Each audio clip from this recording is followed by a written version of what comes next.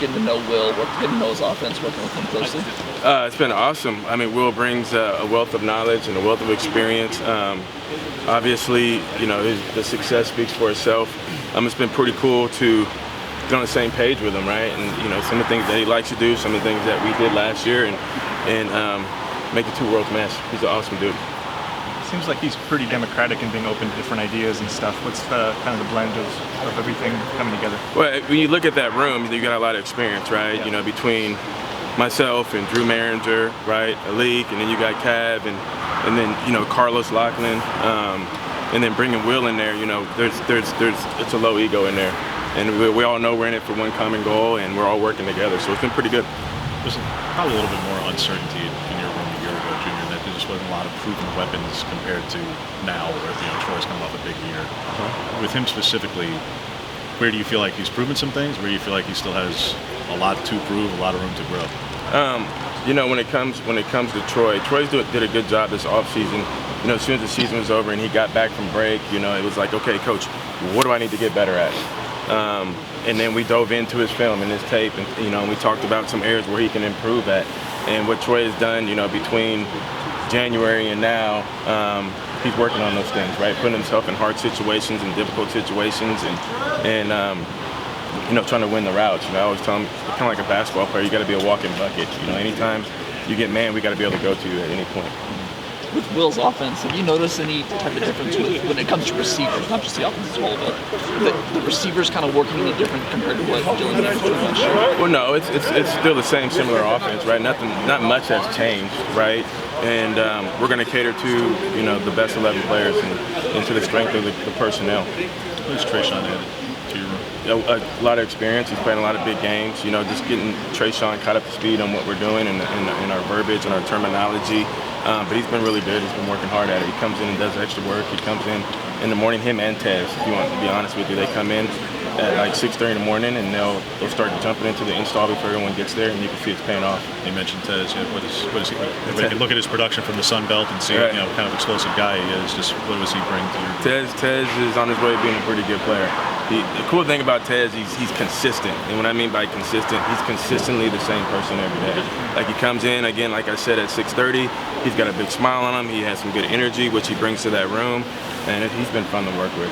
Will said that when Tez committed, that he called Troy and Hudson up, and he kind of told them that there wasn't going to be any favoritism. Right. Just how much does that competition in that room make you guys better, especially in the spring? Well, yeah, competition is it brings out the best in everyone, right? And I would say it's not just in between the lines, it also is in the classroom, right? Like literally, we build competitions for them in the meeting room to where they're competing against each other too, which makes learning fun. So they've been a good group to work with so far. What are you hoping to see on Saturday in scrimmage, first scrimmage of spring ball? Say what again? What are you hoping to see out of Saturday's scrimmage? That we play hard and make some plays and to be alignment and assignment sound. I know he wasn't able to get here this spring, but you got Trezhon and Tez coming this summer. I mean, how excited are you to work with him? What have you seen from him so far, and just the prospect of what he can bring to the table as a freshman? I mean, when you look at his film, right? I mean, we're hoping that what you see on film he can bring and add to that room, right? Big, physical, size, and speed. How do you feel about the depth in the room for at least the spring, Junior? I mean, especially a couple of guys were dinged up. Justice came back today, but down to 6-7 guys. It's a little thin, but how do you feel about it by way of numbers right now for the spring? We're just going to line up and play football.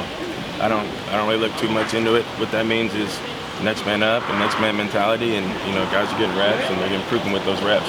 As you go about recruiting for the future in an ideal world, how would you like to stack eligibility blocks in your room? Just because it's kind of juniors and freshmen at the moment. By way of eligibility blocks. Well, when it comes to college football, we're just going to play the best guys in the room, the best 11 guys, and whatever that is. But I think it's deep. I think you got a lot of guys with a wealth of experience in there, and we're just going to put the ball down and play football. Kylin came last year. He had the benefit of enrolling a year early when he should have been 2023 class. How beneficial do you think that was to him and his growth? I mean, it's huge, right? And technically, he's supposed to be part of the class that's here right now, right? That's enrolling this year, right? So I think obviously he got a head start, and it's good. It's paying off. Kylin made some plays today in practice. The last few days, he's been playing with a little more urgency. He's been playing big. He made a big play in the end zone today, which I thought was good to see.